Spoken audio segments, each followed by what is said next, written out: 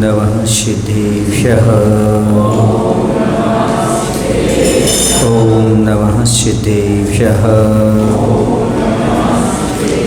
प्रणिपत्यवर्धमानं प्रसन्नोत्तररत्नमालिकां वक्षे नागनरामरवन्द्यं देवं देवादिवं वीरं देवं देवादिवं वीरम्।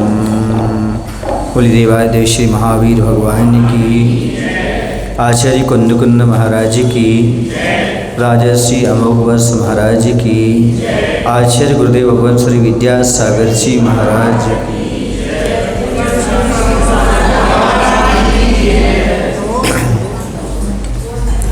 कल अपना विषय चल रहा था श्लोक नंबर 5।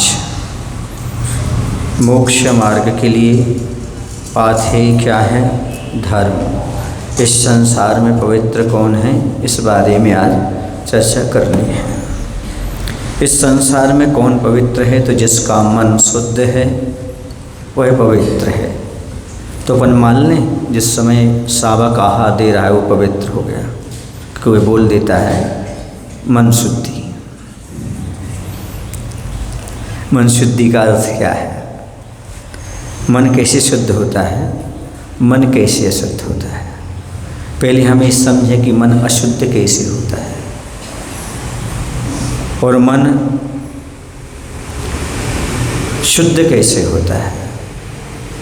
तो जब जब उसके पास अशुभ विचार आते हैं, अशुभ विचारों से मन अशुद्ध होता है और शुभ विचारों से मन शुद्ध होता है। शुभ विचार कौन कौन से, अशुभ विचार कौन कौन से हैं? क्रोध, मान, माया, लोभ, ये सब अशुद्ध है।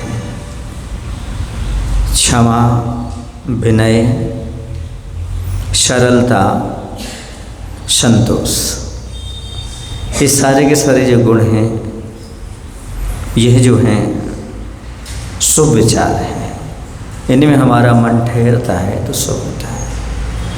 कहने का तात्पर्य क्रोध आदि के रहते हुए मन कभी शुद्ध नहीं हो सकता और लोभ के रहते हुए तो मन कभी शुद्ध हो ही नहीं सकता। लोभी सदा दुखी, लोभी व्यक्ति हमेशा दुखी रहता है, संतोषी सदा सुखी रहता है। निंदा और ईर्ष्या के भाव जब तक मन में रहेंगे तब तक मन शुद्ध नहीं हो सकता। निंदा और ईर्ष्या जो है वो हमारे मन को अशुद्ध करती है। जिनके अंदर ही परिणाम नहीं है उसका मन शुद्ध है और पवित्र है। जो चार कषायों में अपने मन को नहीं ले जाता, जो निंदा और ईर्ष्या आदि से दूर रहता है, उसका मन शुद्ध होता है और जिसका मन शुद्ध होता है वो पवित्र हो जाता है। जो अपना दोष और दूसरे का गुण देखता है उसका मन पवित्र रहता है। जो अपने गुणों को देखे, दूसरे को दोष देखे, उसका मन अशुद्ध रहता है। क्यों? क्योंकि नियम से तीव्र कषाय के उदय में ही जीव दूसरे के दोषों को देखा करता है और जब उसके मंद कषाय रूप परिणाम हो जाते हैं तब वह अपने दोषों की ओर आ जाता है। प्रतिक्रमण के भाव उसके अंदर पैदा हो जाते हैं। संध्या काल में आप लोग प्रतिक्रमण कर रहे हैं, वही दौड़ दौड़ करके आते हैं जिनके मंद कषाय है। बाकी सोचते हैं कोई बात नहीं, हो जाने दो, प्रतिक्रमण बाद में पहुंच जाएंगे। क्योंकि जिसकी मंद कषाय है वो सोचता नहीं भाई हमें पहले प्रतिक्रमण का भाव लाना है, प्रतिक्रमण करना है। तो इस संसार में हमें समझना है कि हमारा मन कितना चंचल है।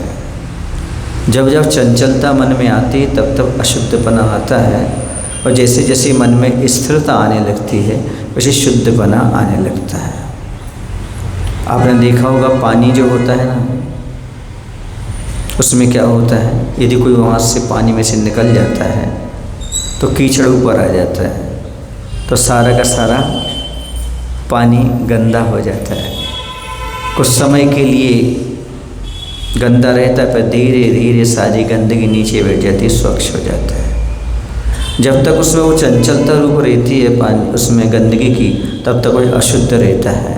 जैसे वह शांति से गंदगी बैठ जाती है, पानी शुद्ध हो जाता है, वैसे ही विकारी भाव जब हमारे शांत हो जाते हैं तो हमारा मन शुद्ध हो जाता है। इन विकारी भावों को शांत करना ही मन को शुद्ध करना है। और मन शुद्ध कब नहीं हो सकता? जब तक बस में नहीं होगा। मन जब तक बस में नहीं है तब तक शुद्धिकरण संभव नहीं है। मन पर लगाम नहीं है तो मन का शुद्धिकरण नहीं है। मन को अंतःकरण भी कहा है। कर्ण माने इंद्री, अंदर की इंद्री का नाम, अनिंद्री का नाम मन होता है। यह जो मन होता है हमेशा अशुद्धि की ओर जाता है, शुद्धि की ओर नहीं जाता है। कुछ शुद्ध करना पड़ता है, पुरुषार्थ पूर्वक करना पड़ता है। तो यहाँ पर यही कहा जा रहा है, जो बेहोशी में जीते हैं वो मन अशुद्ध करके जीते हैं। जो भी नशीले पदार्थों का सेवन करते हैं उनका मन कभी शुद्ध नहीं हो सकता। व्यसनी व्यक्ति का मन कभी शुद्ध नहीं हो सकता। समझ में आ रहा है आपको? चुगलखोरों का मन कभी शुद्ध नहीं हो सकता।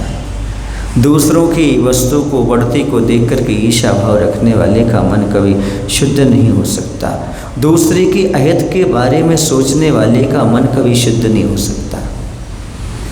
जैसे सुबह हमने बताया था, बुरी नज़र वाले तेरा मुँह काला, ऐसा भाव रखने वाले का मन शुद्ध नहीं है। ना किसी की नज़र बुरी हो, ना किसी का हो मुँह काला, सबको हमेशा खुश रखे ऊपर वाला, ऐसे कहने वाला मन शुद्ध कर लेता है।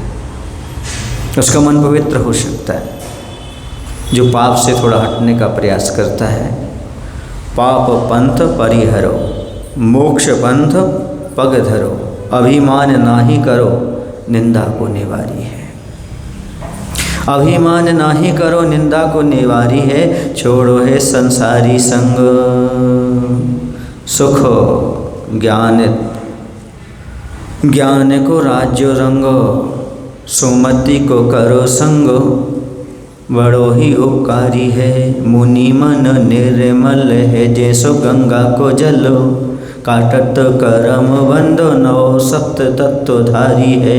संयम को कियो जप, 12 वेद धारो तप, ऐसे मुनि राज जी को वंदना हमारी है। ऐसे मुनि राज जी को वंदना हमारी है।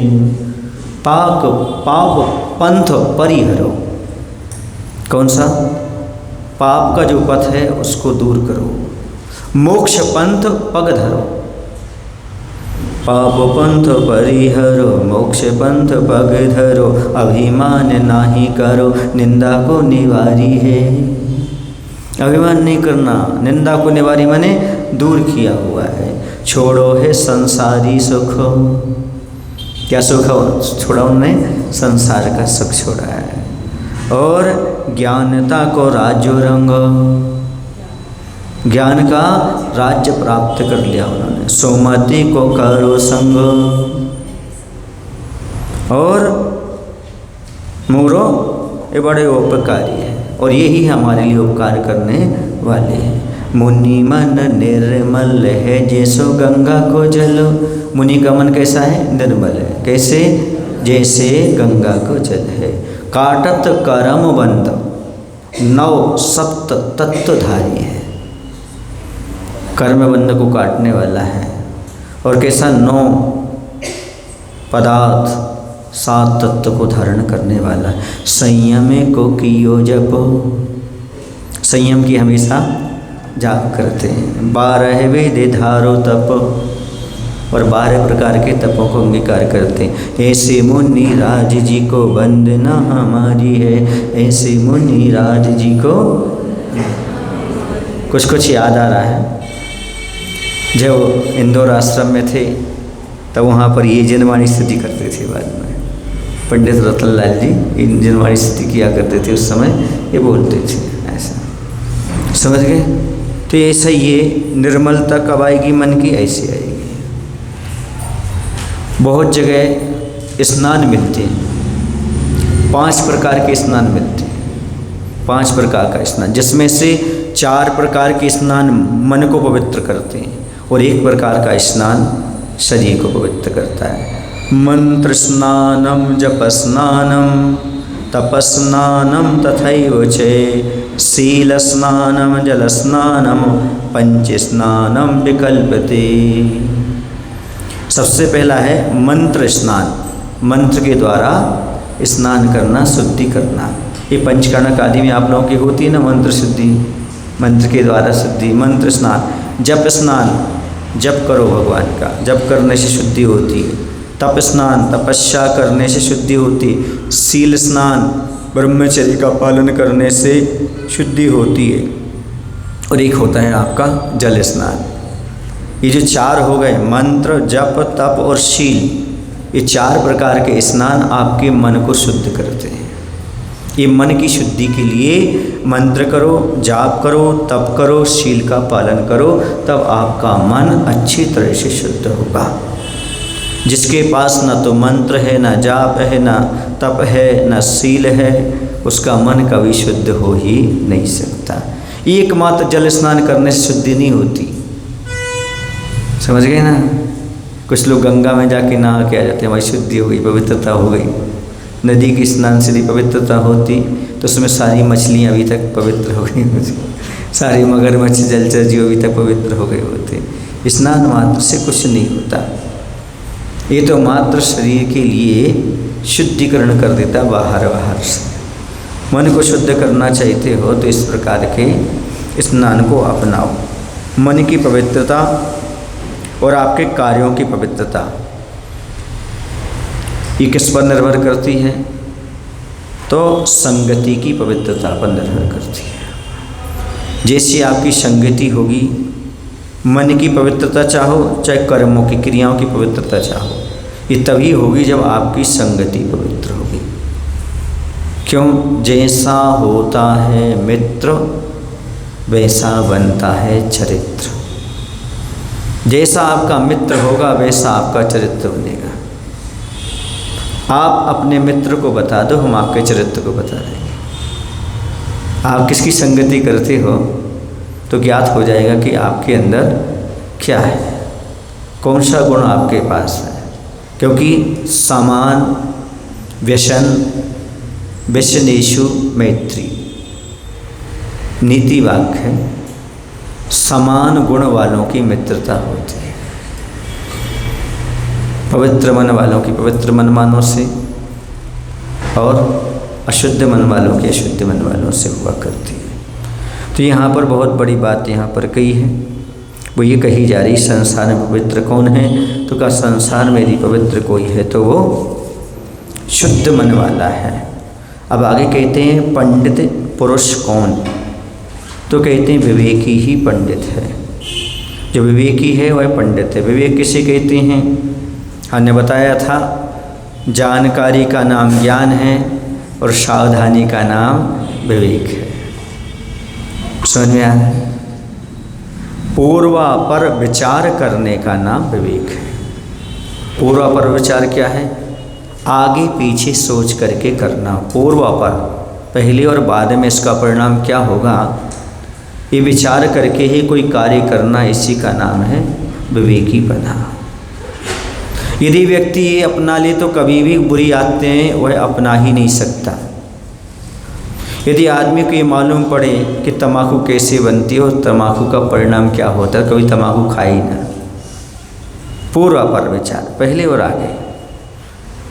जो कर्म बांधता है, जो ये कर्म हम बांधेंगे, ये कर्म बंधेंगे, हम दुर्गति में जाएंगे, ऐसा पूर्व पर विचार कर ले तो वह बुरे कार्य करे ही ना, पाप का बंध करे ही ना। हम दूसरे की निंदा करेंगे, इससे हमें क्या प्रॉफिट होगा, क्या लॉस होगा, ये जान लेगा तो ये कार्य करेगा ही नहीं। आदमी परिणाम का विचार नहीं करता, इसलिए गलत परिणाम कर लेता है। यदि परिणाम का विचार कर ले तो गलत परिणाम कर ही नहीं सकता। इसका परिणाम क्या होगा ये ज्ञात हो जाए आदमी को।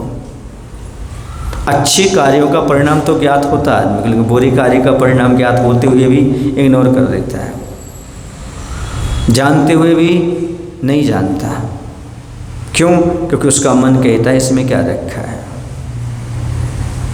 कहीं कहीं तो आप लोगों के लिए बहुत अच्छा लिखा है, मातृवत परदारीषु परद्रव्येषु लोष्टवत आत्मवत्सरभूतेषु या जानाति या पश्यति स पंडितः। जो ऐसा देखता है, जो ऐसा जानता है, वो पंडित है। कैसा देखता है, कैसा जानता है?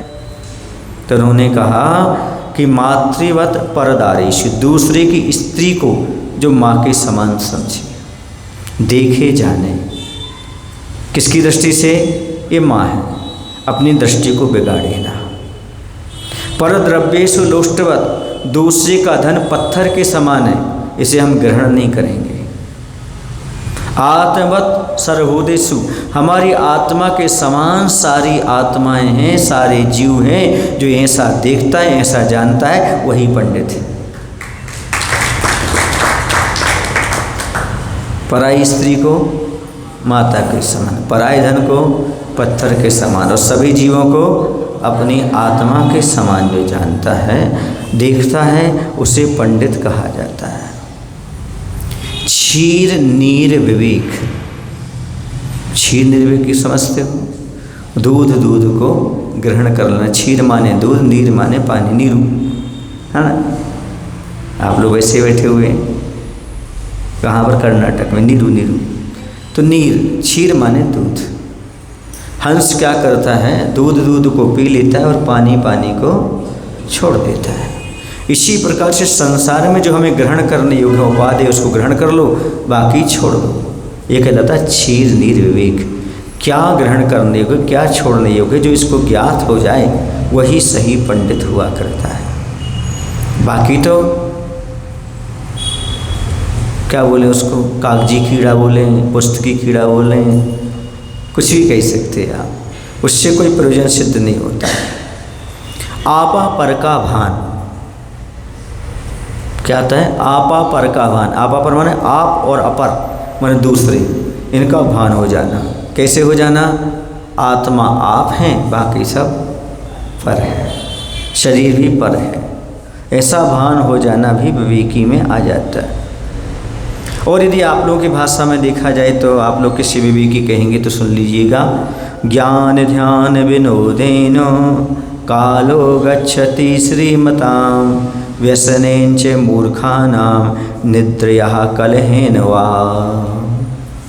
जिसका समय ज्ञान ध्यान उज्ज्वल हंसी मजाक में व्यतीत हो रहा है, हंसते खेलते खुश रहते, ज्ञान ध्यान कर रहे हैं, उज्ज्वल विनोद कर रहे हैं, आनंद से रह रहे हैं, ऐसा जिसका काल गच्छति बीत रहा है, वो धीमतान मतलब पंडित हैं, विवेकी हैं, ज्ञानवान हैं। व्यसनेन चे मूर्खानाम निद्या कलहन से, जो व्यसनों में लगा हुआ है, जो निद्रा लेता रहता है, रात दिन नींद में समय निकालता है, कलह करता रहता है, समझे मूर्खों का परिचय है। व्यसन समझते किसे कहते हैं? किसे कहते व्यसन? बुरी आदत का नाम व्यसन नहीं है, जो अधिकता से भोग ली जाए वही व्यसन। कैसी भोग ली है? अधिकता से जो ही भोगने में आ जाए, यहाँ पर वो व्यसन है। सप्त व्यसन की बात ऐसी अभी नहीं कही जा रही, वो तो बहुत दूर की बात है। अधिकता से जिसे भोगने में लगा हो, सोने में समय निकालता हो, कलह करने में वाद विवाद में समय निकालता हो, समझो ये मूर्ख है। और जिनसे बचा हो वो कौन है? विद्वान है।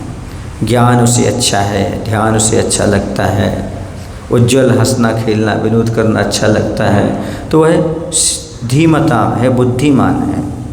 और किसी ने लिखा भी है, जो वास्तव में सब प्राणियों से प्रेम करता है वह विवेकी होता है। पोथी पढ़ पढ़ जगमुआ, पंडित हुआ न कोई, और 2.5 अक्षर प्रेम का पढ़े सो पंडित होए। यह पंडित का एक प्रकार से क्या कहें परिचय है कि वह क्या करता है, बहुत पढ़ने के बाद भी यदि प्राणियों से प्रेम नहीं कर पाता, यहाँ प्रेम का अर्थ नहीं ले सकते, जो अहिंसा का पालन नहीं कर पाता, जीव दया का पालन नहीं कर पाता, वो पढ़ के क्या करेगा? शास्त्र पढ़ करके कोई मतलब नहीं है। शास्त्र पढ़ करके हम जीव रक्षा की ओर बढ़े तभी तो है। कुछ लोग ऐसे होते हैं जो मात्र पढ़ लेते हैं या कहते हैं, करते नहीं हैं। समझ गए? जैसे प्रकृति में 3 प्रकार के वृक्ष होते हैं। एक वृक्ष होता है गुलाब का, दूसरा होता है गुलाब के बाद आम का, और तीसरा होता है कटहल का। इनकी विशेषता क्या है? गुलाब में फल आते हैं, फल नहीं आते, फूल आते हैं, और आम में फूल भी आते हैं और फल भी आते हैं। कटहल में मात्र फल आता है, फूल नहीं आता। तो कुछ लोग ऐसे होते हैं गुलाब की तरह, जो मात्र कहते तो हैं पर करते नहीं हैं। दूसरे वो होते हैं जो कहते भी हैं और करते भी, वो आम की तरह हो जाते हैं। और जो कहते तो नहीं हैं लेकिन चुपचाप कर लेते हैं, वो कटहल की भांति होते हैं। आप लोग कौन की भांति हो? गुलाब से तो बहुत लग रहे हैं आप। कहने वाले बहुत लगते लेकिन करने वाले बहुत कम लगते। कहते संसार में वो सबसे ज़्यादा दुखी हैं जो कहते ज़्यादा हैं और करते बिल्कुल नहीं हैं। जो कहते हैं और करते हैं वह थोड़े सुखी रहते हैं, लेकिन जो बिना कहीं कर लेते हैं वो हमेशा सुखी रहते हैं। समझ में आ रहा है? कहते कहते में कुछ नहीं होता। एक सज्जन भजन गा रहे थे, सोते सोते में निकल गई सारी जिंदगी, बोझा ढोते में निकल गई सारी जिंदगी। मेरी मन तत्काल आया, गाते गाते में निकल गई सारी जिंदगी, सुनाते सुनाते में निकल गई सारी जिंदगी। गाते गाते में, सुनाते सुनाते में सारी जिंदगी निकल गई। क्या कह रहा है? बोझा ढोटे में निकल गई। ये दूसरे को क्या सुनाया जाए? भजन थोड़ी है, इसलिए भजन मानते। भजन तो वो कहलाता है जिसमें किसी के गुण का अनुवाद किया जा रहा हो। कई बार मंगल क्षण में लोग बैराग परक भजन गाते हैं, वो है ही नहीं। मंगल क्षण में आत्मा की बात करते हैं, वो है ही नहीं। मंगल शब्द वो कहलाता है जिसमें स्तुति की जाती हो। क्या की जाती हो? किसी गुणों का बखान किया जाता है, किसी को नमस्कार किया जाता है, वो क्या कहलाता है? भजन कहलाता है। समझ में आया? भजन की परिभाषा समझो। जैसे तुम भजन सुनाओ, कहने लगे राजा राणा छत्रपति, समझ गए ना? ये स्तुति नहीं है। हे गुरुवर शाश्वत सुख दर्शक है, ये स्तुति नहीं है, ये बैराग भावना है। कौन सी भावना है? थोड़ी चार पंक्ति के बाद बैराग भावना लग जाती है। ये भजन नहीं कहलाते, ये चिंतन के विषय हैं, ये पूजन के विषय नहीं है। ये गुरुवर शाश्वत सुख दर्शक है, नग्न स्वरूप तुम्हारा है, जग की नश्वरता का दर्शक। ये भगवान की स्तुति नहीं है, गुरु की स्तुति नहीं है। इसे स्तुति ना माने। ये 12 भावना है, बैराग भावना है। ये भगवान के सामने पूजन के रूप में थोड़ी पड़ी जाती है, पर चल रही है, चल रही है। समझ में आ रहा है? गुणानुवाद किया जाता है, भगवान की गुणों के प्रति अनुराग होना। मानो पावक में घी डाला, ये स्तुति थोड़ी कहलाएगी। 12 भावना जैसी रहती है। तो 12 भावना है, और पूजन पूजन है, इसको ध्यान अपने हिसाब से रखना चाहिए। तो 3 बातें आपको आज हम बता देते हैं। हमारी जो विद्वत्ता है, ज्ञानीपना है, विवेकीपना है, वह कैसे कैसे काम में आता है। तो अच्छे दिनों में विद्वत्ता या विवेकीपना आभूषण है। सोने में सुहागा, अच्छे दिनों में। विपत्ति के दिनों में सहायक है, क्योंकि विपत्ति के समय और कुछ काम नहीं आता। जैसे सूर्य प्रकाश काम में आता है, सुने ना, और सूर्य प्रकाश ना हो तो फिर चंद्रमा का प्रकाश काम में आता है। चंद्रमा का प्रकाश ना हो तो दीपक का प्रकाश आता है। जब दीपक का प्रकाश ना हो तो विवेक का दीपक काम करता है। वो जहाँ हो हर विपत्ति से, हर अंधकार से निकल सकते हो। विपत्ति में सहायक होता है, और बुढ़ापे में संचित धन होता है। क्योंकि बुढ़ापे में यदि विवेक नहीं रहा तो पूरा जीवन की क्रियाएं नष्ट हो गई। अंत भला तो अंत बुरा तो। इसलिए विवेक अंत समय संचित धन है, ये मान के चलो। फिर से बोलूं, विवेक अच्छे दिनों में आभूषण है, विपत्ति के समय में सहायक है और बुढ़ापे में संचित धन है, क्योंकि वही काम में आने वाला है और कुछ भी काम में नहीं आएगा। सच धज कर जिस दिन मौत की सहजादी आएगी, न सोना काम आएगा न हीरा काम आएगा, न चांदी काम, कोई काम में नहीं आने वाला। हमारा विवेक ही अंत समय काम में आने वाला है। समझ गए आप लोग? ये विवेक अपने आप में बहुत महत्वपूर्ण है। जिसके पास आ जाता है वो आपत्तियों से अपने आप बच जाता है। उसके पास कभी कोई आपत्ति फटकती नहीं, आती नहीं। इसलिए विवेक होना बहुत जरूरी है। कहते हैं कि शिक्षा 20 साल में जितनी नहीं सिखा सकती आपको, उससे ज़्यादा आपका विवेक और आपका अनुभव सिखा देता है, बहुत जल्दी सिखा देता है आपको। क्योंकि पुस्तकों से जो ज्ञान प्राप्त नहीं होता, जो जीवन में अनुभव प्राप्त करके किया जाता है, वह हमारे विवेक पर ही आधारित रहता है। अब अगला प्रश्न है, किम विषम, विष क्या है? गुरुवः अवधीयता, गुरुओं का अपमान करना ही विष के समान है। समझ गए ना? विष नहीं खाना कभी भूल करके। ऐसा क्यों? क्योंकि जो विष होता है, जिसे आप साइनाइड कहते हो या सेल्फास कहते हो, ये एक भाव में समाप्त करती है, एक भाव को नष्ट करती है। लेकिन गुरुओं का अपमान भाव भाव में दुख देता है, भाव भाव को नष्ट कर देता है। इसलिए विष से भी खतरनाक गुरुओं की निंदा है, अपमान है। ये भूल कर भी नहीं करना है। समझ में आ रहा है?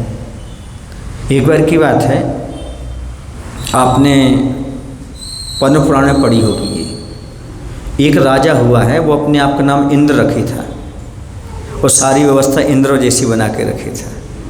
उसको ये अभिमान था कि मुझे दुनिया में कोई हरा नहीं सकता, इंद्र जैसा मैं रह रहा हूँ। लेकिन रावण के द्वारा वो क्या हो गया? अपमानित हो गया। जब अपमानित हो गया, हार गया, तो सब कुछ छोड़ करके जंगल में चला गया। वहाँ पर उसे मुनि महाराज मिल गए। कौन से मुनि महाराज मिल गए? निर्माण संगम नाम के महाराज मिल गए। निर्माण संगम नाम के मुनिराज के चरणों में जाकर उसने निवेदन किया कि महाराज ये तो बताओ, मुझे तो अभिमान था, मैं अपने आप को इंद्र मान रहा था, इंद्र राजा हूँ मैं, तो मुझे कोई परास्त नहीं कर पाया, लेकिन मुझे अब रावण के द्वारा अपमानित क्यों होना पड़ा? तो मुनि महाराज अवैध ज्ञानी थे। उन्होंने कहा, एक बार तुमने, एक हंसावली नाम की नदी थी, उस नदी के किनारे एक मुनिराज बैठे थे जिनका नाम था आनंदमाल। उन मुनिराज का आप में अपमान किया था। उस अपमान का फल है कि आज आपके लिए रावण से अपमानित होना पड़ा। अब उसे मालूम पड़ा कि जहर खाया था वर्षों पहले और अब मृत्यु हो रही है। आपको समझ में आ रहा है? जब तुमने मुनि की निंदा कर ली, हंसते हंसते कर तो ली, लेकिन कालांतर में आपकी निंदा कैसी होगी आपको नहीं पता। इतिहास छोड़ के देख लो, रामायण में बहुत सारे प्रसंग ऐसे मिलते हैं। पद्म पुराण में सीता के लिए धोबी ने क्यों अपवाद लगाया, पढ़ के देखो जरा। इस पर अपवाद क्यों लगा श्रीपाल पर, देखो जरा।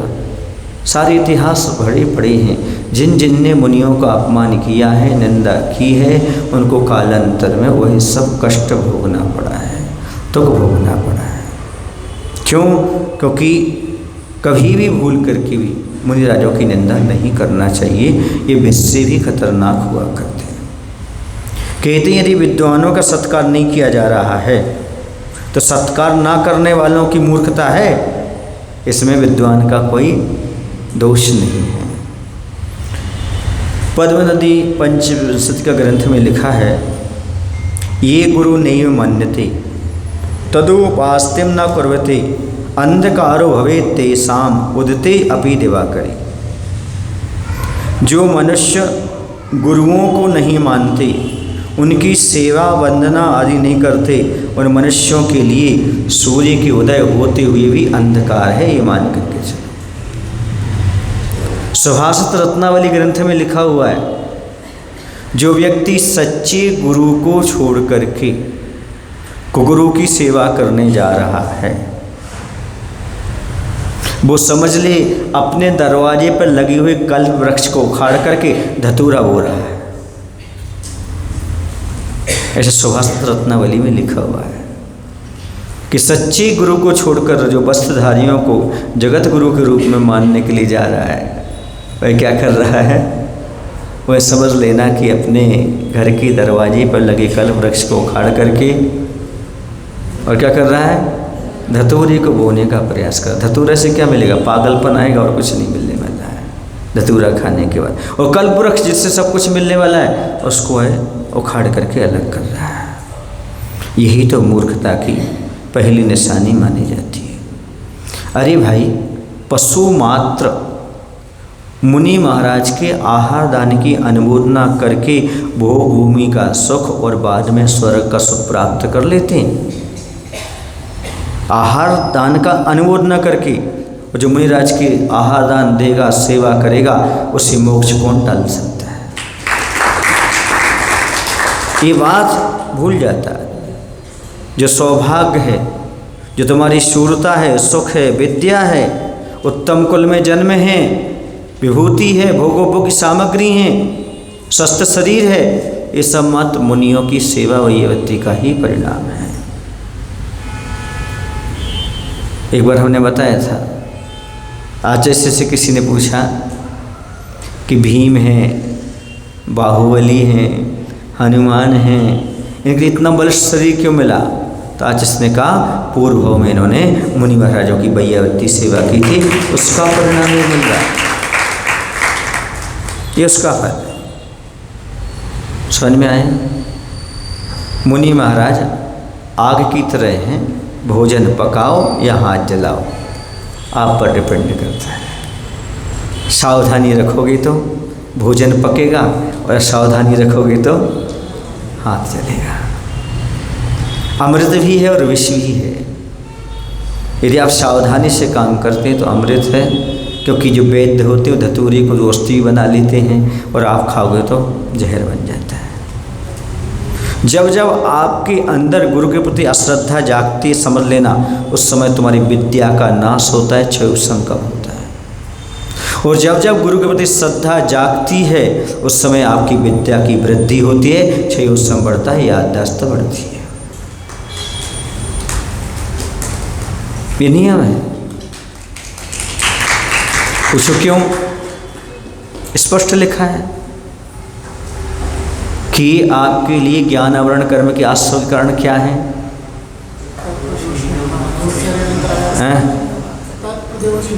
सीधी बात है, गुरु का नाम छिपाओगे, है ना, थोड़ा सा द्वेष रखोगे, ये करोगे तो क्या होगा आपको? हाँ, बंद होगा आपके लिए, यानी आपका क्या होगा? ज्ञानावरण कर्म का आश्रय होगा। और यदि आप उनकी प्रशंसा की, इनका नाम उछाला, आपने उनका नाम किया, नाम रोशन किया, आपका क्षय बढ़ेगा, ज्ञानावरण कर्म का क्षय स्पष्ट बढ़ेगा, स्पष्ट रूप से। वहाँ पर शब्दों में थोड़ा सा अंतर है, समझने वाली बात ये है। इसलिए कभी भी गुरु पर अश्रद्धा जागृत नहीं करना चाहिए। गुरु का अपमान करने का अर्थ है यमराज को आमंत्रित करना। यमराज समझते हो? मुनिराज का अपमान यमराज को आमंत्रित करना है अपनी मौत को, क्योंकि विष है और विष खाओगे तो किसको आमंत्रित करोगे? यमराज को।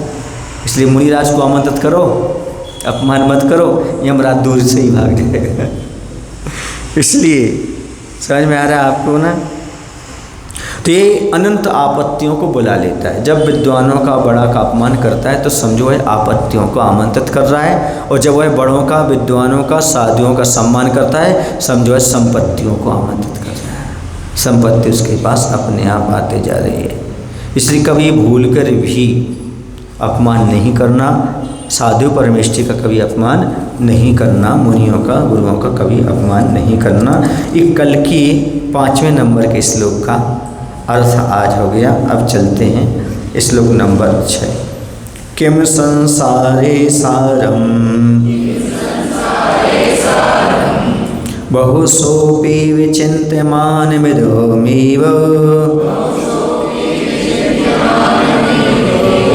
मनुजेषु दृष्टतत्त्वं स्वपरहितायोद्यतं जन्म।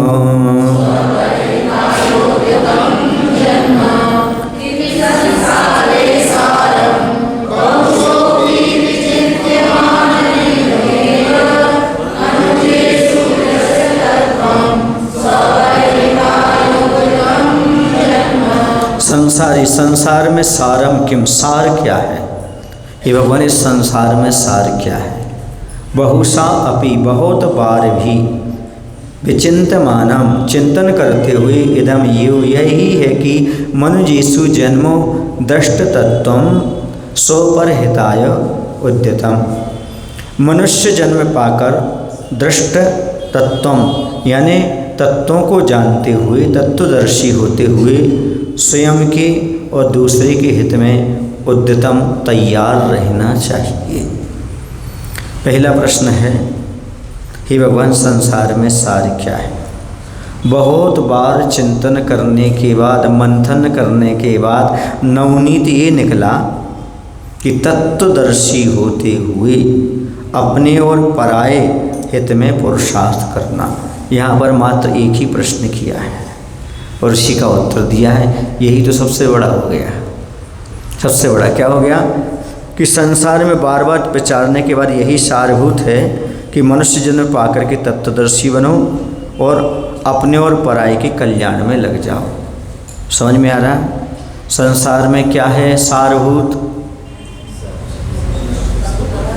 मनुष्य पर्याय पाकर के तत्वदर्शी बनो और स्वयं का और दूसरे का कल्याण करो। सीधी सी बात है। ये काम आचार्य परमेष्ठी, साधु परमेष्ठी कर रहे हैं,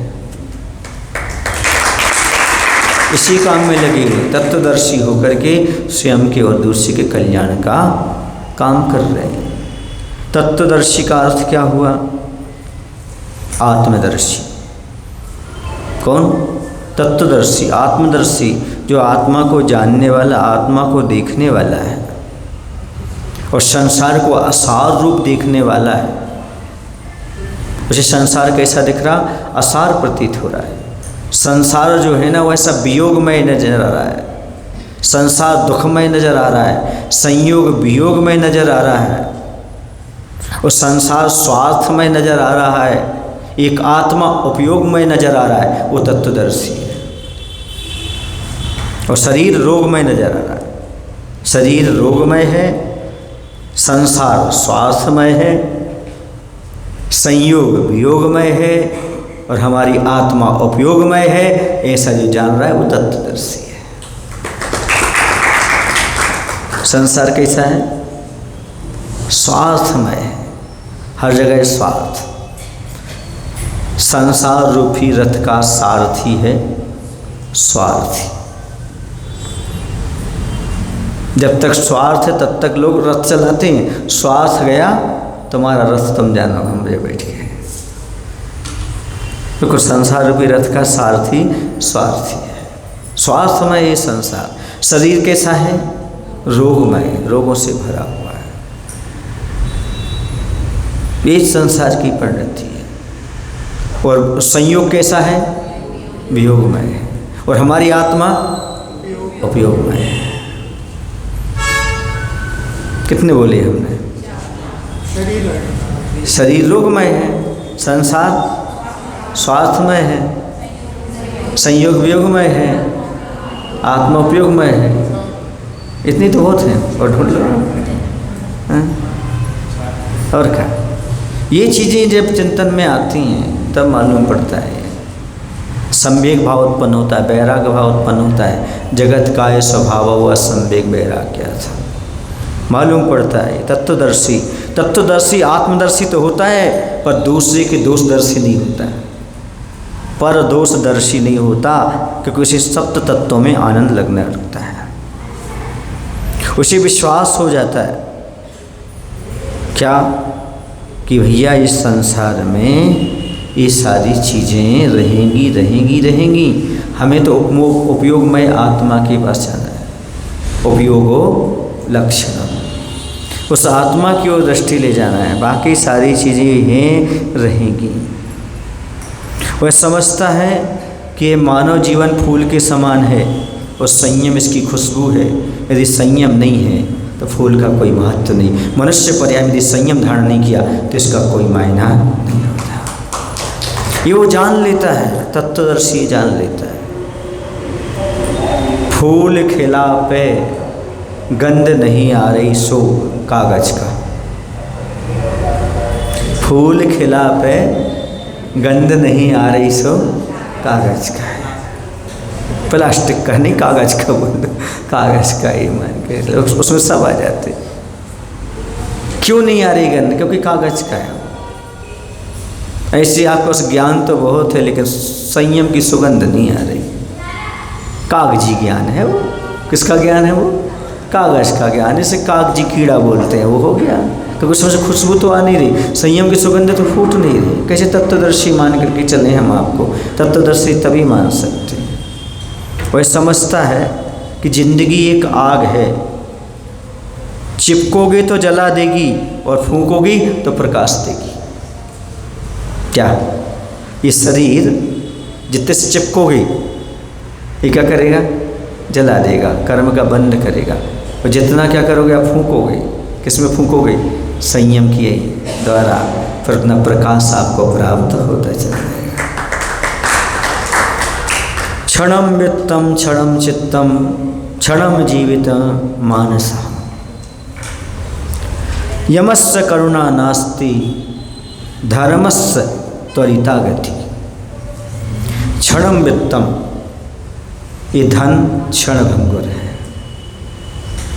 क्षणम चित्तम, हमारा चित्त क्षण माने चंचल है। मानव जीवन भी क्षणम जीवति मानवा, मानव जीवन भी क्षणभंगुर है। यमस्य करुणा नास्ति, यमराज को करुणा नहीं है, इसलिए धर्मस्तृति गति। क्या करो? धर्म मार्ग पर जल्दी बढ़ जाओ, जल्दी गति करो धर्म। ये ज्ञान उसको हो जाता है। इसे बोलते तत्वदर्शी। तले स्पर्शी प्रवचन करने वाला नहीं, तले स्पर्शी नहीं, बल्कि ये ज्ञान हो जाए धन क्षणिक है, मन चंचल है, मानव जीवन भी क्षणभंगुर है, यमराज के पास करुणा नहीं होती, इसलिए धर्म में तत्काल प्रवृत्ति करना चाहिए।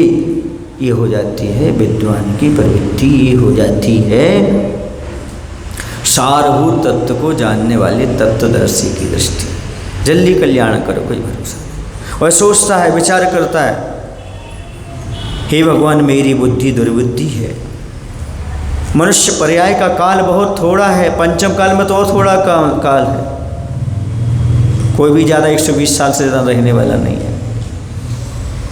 बुद्धि दुर्बुद्धि है, काल थोड़ा है, सुत का कोई पार नहीं है। इतना सीख लो जिसमें जन्म जरा मृत्यु का नाश हो जाए, पर्याप्त है। जन्माने का पार नहीं है, जितना सीखते जाओ उतना अलग मिलता है सीख। और हमारी बुद्धि कैसी है? अभी पढ़ो भूल जाते हैं, कल की तो बात छोड़ो, क्या पढ़ा था क्या नहीं पढ़ा था।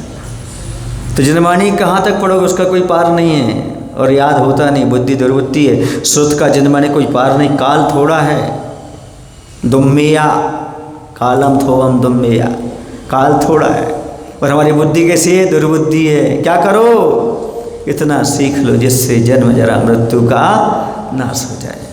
ऐसा आचार्य कहते हैं, संबोधन बार बार कहते हैं, इसी में अपना कल्याण होने वाला है। राग देश से बचो, यदि कल्याण के मार्ग पर चलना चाहते हो तो।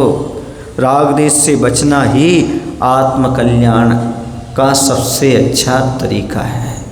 जितना राग देश करोगे उतने आत्म कल्याण से विमुख होगे, और जितने राग देश कम करते चले जाओगे उतने आत्म कल्याण की ओर बढ़ते चले जाओगे। निस्वार्थ व्यवहार करो, परोपकार की ओर बढ़ो। ये है तत्वदर्शी का काम। स्वयं का कल्याण करो, दूसरे का कल्याण करो। जैसे एक कली मिट जाती है फूल की चाह में, वैसे तुम भी लगी रहो परोपकार की राह में। ये रास्ता बताया है, तत्वदर्शी ऐसे करता है, स्वयं का भी हित करता है, दूसरे का भी हित करता है। वह सोचता है मेरी गाड़ी मोक्ष मार्ग की ओर जा रही है, सीट खाली है, आ जाओ, 10 चक्के भी नहीं लगेंगे, तुम वहाँ पर पहुँच जाओगे, वहाँ तक कल्याण। मैं तो चल ही रहा हूँ, तुम भी आ जाओ गाड़ी में, क्या दिक्कत है? क्योंकि कल्याण का रास्ता चल रहा है।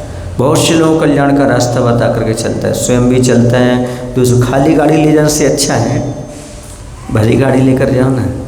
ऐसी स्वयं का कल्याण करना तो अच्छा है, लेकिन सबका कल्याण करके जाओ वो बहुत अच्छा है। बहुत से लोगों का कल्याण करते हैं। तो यही यहाँ पर कहा जाए,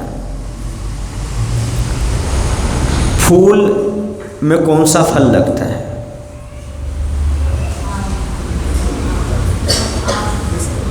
फूल में कौन सा फल लगता है?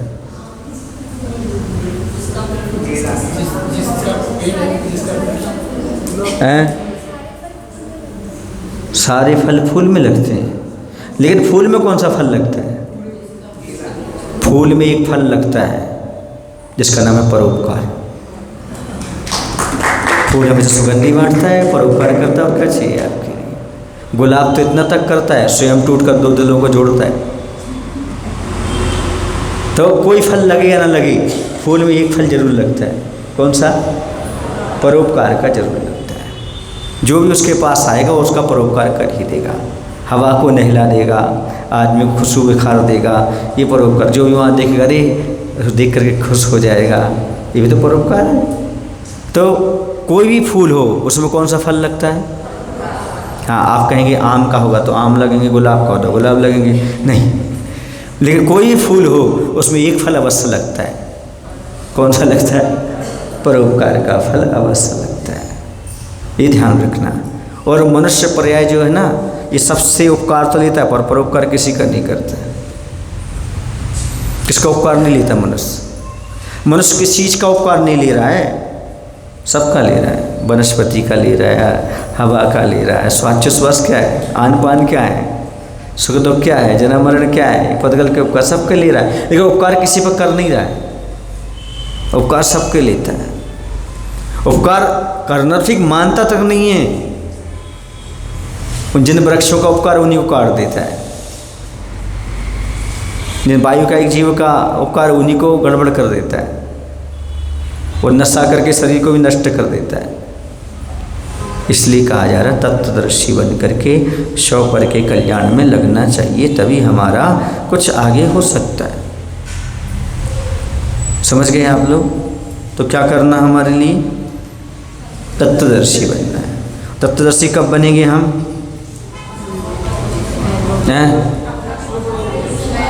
अपना अपना तो बाद में करना, पहले ये बता दो। पहले संसार को स्वार्थमय देखो, शरीर को रोगमय देखो, संयोग को वियोगमय देखो, और आत्मा को उपयोगमय देखो। तब आपके पास तत्व दर्शन आएगा, तभी आप 100 पर का कल्याण कर पाएंगे। सोचो, शेर की पर्याय में भगवान महावीर ने, और हाथी की पर्याय में भगवान पार्श्वनाथ ने संकल्प लिया था कि मैं भगवान बनूंगा। ठीक है ना? आप कौन सी पर्याय में लोगे? ले फिर।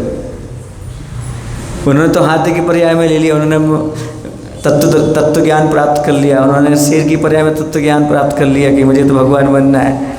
आप कौन से क्या करें? मूछ वाला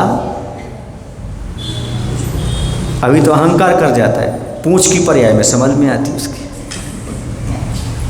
भगवान से प्रार्थना करता हूँ तुम्हारी मूछ की पर्याय में ही समझ में आ जाए, पूंछ की पर्याय में ना आए तो अच्छा।